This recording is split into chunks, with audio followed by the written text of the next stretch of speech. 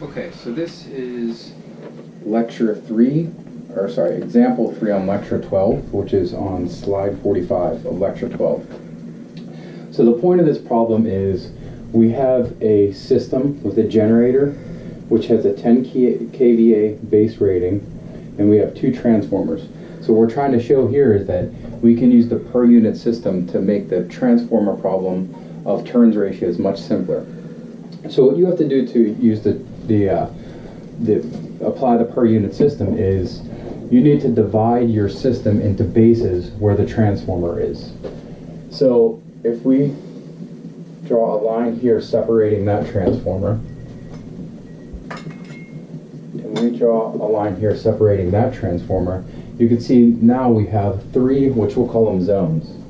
Okay, so we'll say zone 1 is here, zone 2 is here, and zone 3 is here. And what divides the zones are the transformers, okay?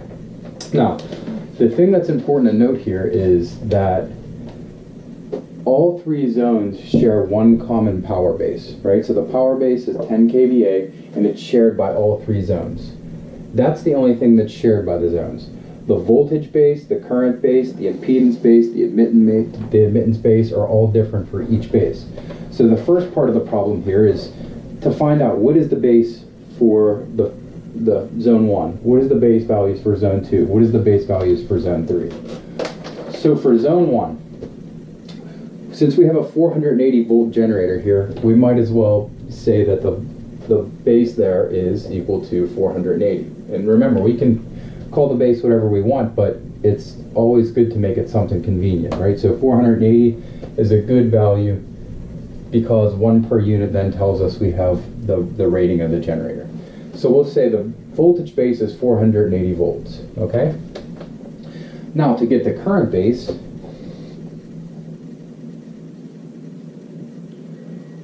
what we're going to have to do is take the power base and divide by the voltage base. That way we divide the voltage out and we're left with only current. So we'll say S base divided by V base 1. Right? So that's going to be 480 volts divided by 10 kVA. And when we do that, we get 20.83 amps. Okay? So now we have the voltage base, we have the current base, we also need the impedance base. Okay? So to get the impedance base, there's two ways we could do it. We could take V base and divide by I base, or we could take V base squared and divide by S base. Either way works. Okay? And when we do that, we get 23.04 ohms. Okay? So now we have all of the base quantities for zone 1. We have V base, I base, and S base. Now you can see over here we have the power base, which is a parent power base, but we should note that this was also going to be P base, and it's also going to be Q base, right? So regardless of what version of power we're using, real, reactive, or apparent, they all have the exact same base. Okay, so now to get the quantities for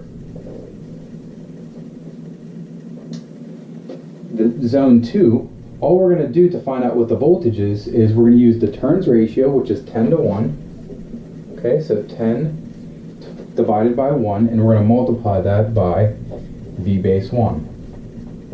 Right, so to get the voltage bases, we're just going to use turns ratios, right? So if we have 480 volts there, and it's a 10 to 1 step-up transformer, we will have 4,800 volts on the other side. And then we just follow through the process here. So I base 2 is equal to S base divided by V base 2. Okay, S base divided by V base 2, that gives us 2.083 amps. Okay? Now next we're going to find Z base 2. We'll do it in the same way. We'll say V base 2 squared divided by S base and that gives us 2,304 ohms. Okay, so now we have all the base quantities for zone 1 and zone 2. Now to move to zone 3, we just follow the process again. Now notice, zone 3 here is a step-down transformer from zone 1. So we're going to use the turns ratio, and then we're going to use V base 2, right? So V base 3 is equal to 1/20th, since it's a step-down transformer, V base 2. Okay? And that gives us 240 volts. Now to get I base 2, same process.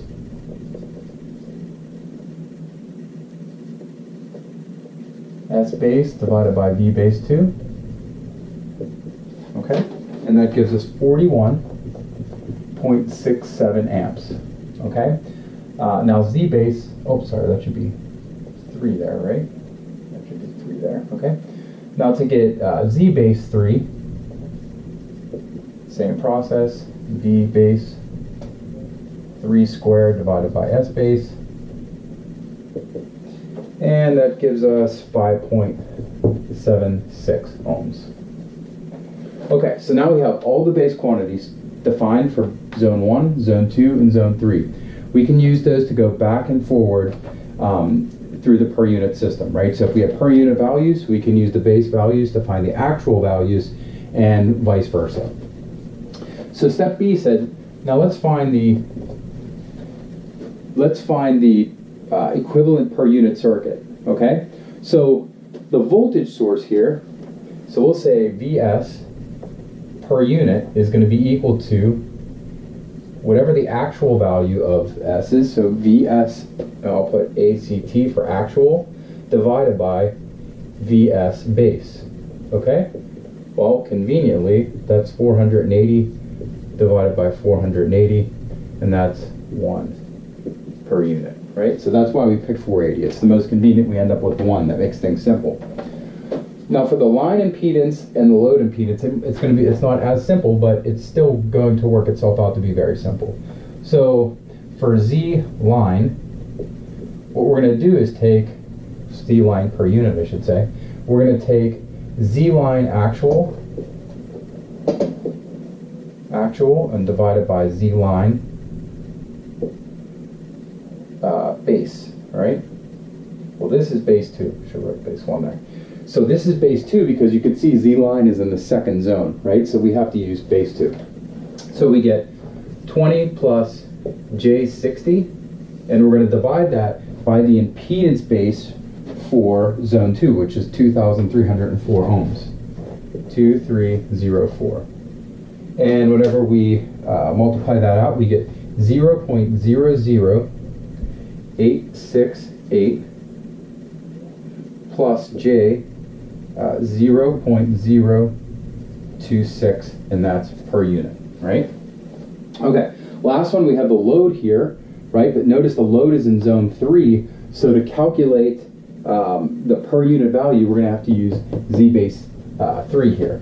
So Z load PU is going to be Z load actual divided by Z load,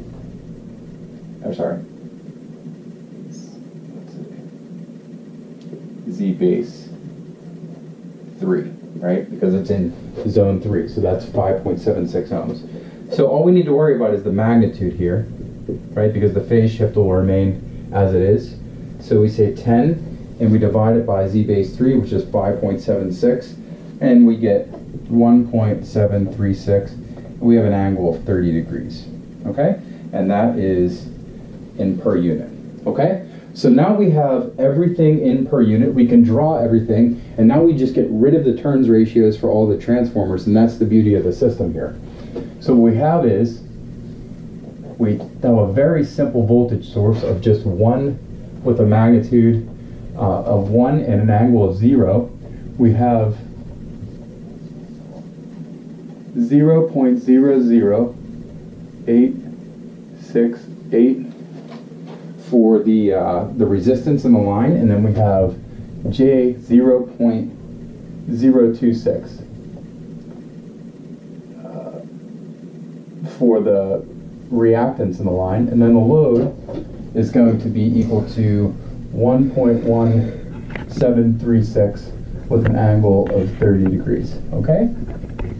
So this right here is our per unit equivalent circuit. So you can see here we have no transformer turns to worry about.